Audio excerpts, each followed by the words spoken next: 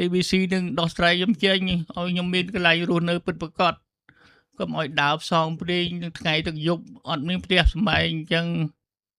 បាទ ចាពូមុនពេលពូទៅធ្វើសន្តិសុខពីមុនមកពូធ្វើអី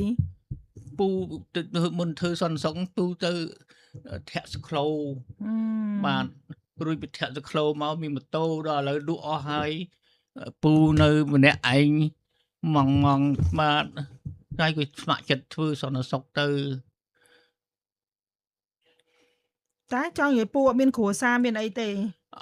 កាលពីដើមធ្វើទាហាននៅកងពលខ្ញុំមានប្រពន្ធម្ដងមានប្រពន្ធ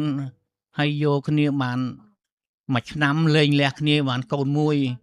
ហើយឥឡូវគេមានប្តី2ដងទៀតហើយគេមាន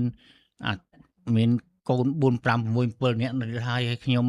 នៅពេញអត់មានរកប្រពន្ធទៀតទេខ្ញុំនៅតែឯងបាទហើយឥឡូវហ្នឹងកូនខ្ញុំកំមុំមានប្តីអស់ហើយគេយកគេកូនខ្ញុំក៏នាំកូនគាត់ទៅ3នាក់បានកូន3នាក់នាំកូនទៅប្រទេសថៃបាត់ហើយគេលេងមកនៅភ្នំពេញហើយគេលេងមកនៅស្រុកខ្មែរហើយបាទដល់នេះទៅខ្ញុំ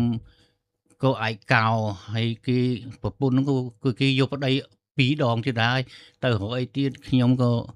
សម្រេចចិត្តមកIBC បាទឲ្យខ្ញុំមានផ្ទះអង្គទៅឲ្យជួយខ្ញុំមានអង្គការត្រួតត្រងមនុស្សចាស់ណា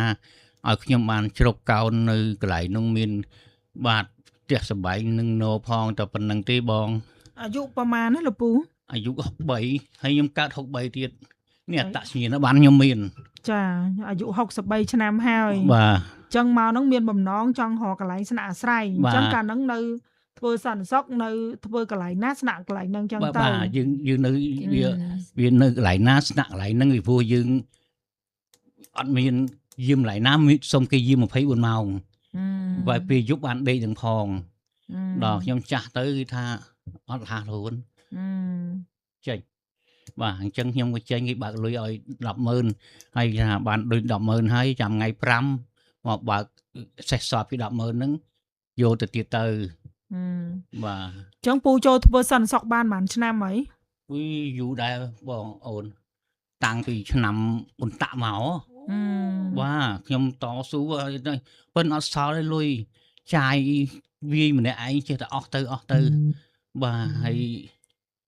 សម័យអ៊ុនតាក់ខ្ញុំនៅក្មេងទេ